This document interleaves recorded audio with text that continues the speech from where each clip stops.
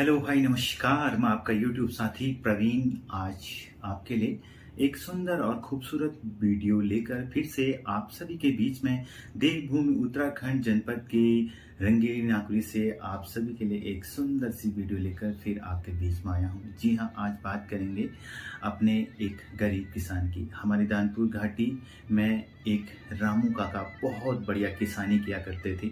हर साल बहुत अच्छी अच्छी खेती किया करते थे और जब भी खेती करते थे तो उनकी खेती में खूब सारा धन अनाज हुआ करता था। गेहूं, चावल, मडुआ, खदुआ जो भी वो बोते थे वो बहुत सारा होता था।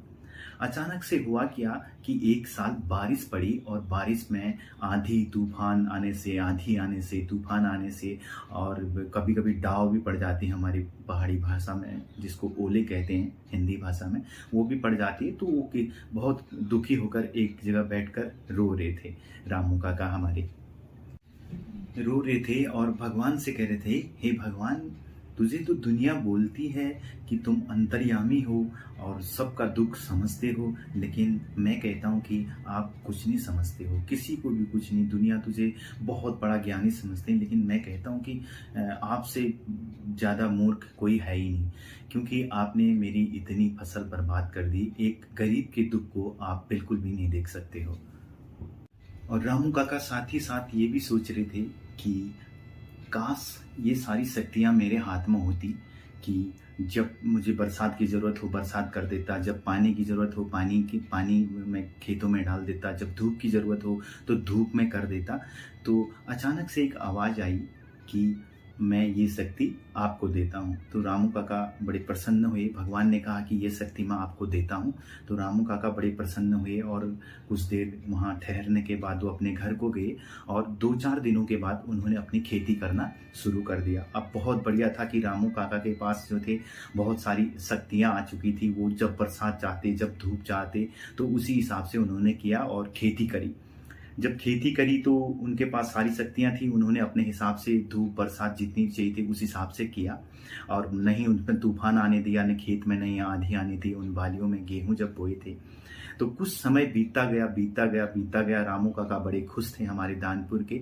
तो जब उनकी खेती कटने को आ गई, जब तैयार हो गई, जब वो कटने लायक हो गई, तो अचानक से क्या हुआ, जो रामू काका थे वो बहुत खुश थे। जब वो खेत में गए तो उन्होंने देखा कि खेत तो बहुत हरा भरा हो रहा है, पेड़ बहुत अच्छे हो रहे हैं, पौधे उसके गेहूं के, तो बड़े खुश हुए।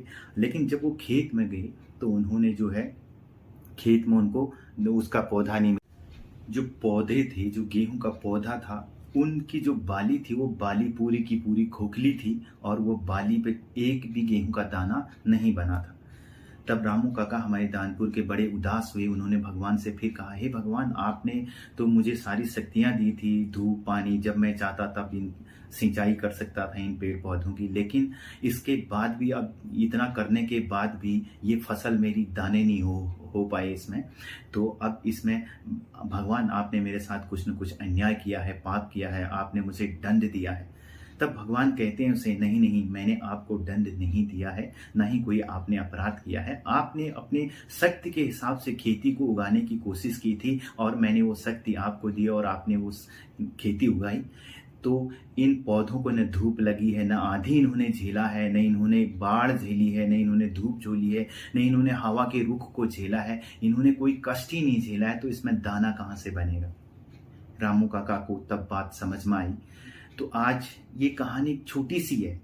धान के जो दाने थे, जो गेहूं के जो दाने थे, वो नहीं बन पाए, लेकिन ये कहानी हमें ये सिखाती है, क्योंकि उन पेड़ पौधों को न उन्होंने कोई कष्ट झेला, न उन्होंने कोई बाढ़ का वो झेला, ये कोई भी कष्ट उन्होंने नहीं झेला। कहने का मतलब ये है, ठीक इसी तरीके से हमें ये कहानी ये सिखाती है कि हम जीवन में जो भी काम करते हैं, आज अपने बच्चों को लेकर हम कहते हैं ना कि अपना बच्चा जो है पेट से ही सीख के आते हैं आजकल बच्चे, लेकिन हम ये कहते हैं कि हम जो भी काम करते हैं, हमारे बच्चे आजकल कोई भी कष्ट नहीं उठाते हैं, तो वो कष्टकारी कब बनेंगे, जब वो कष्ट झेलेंगे।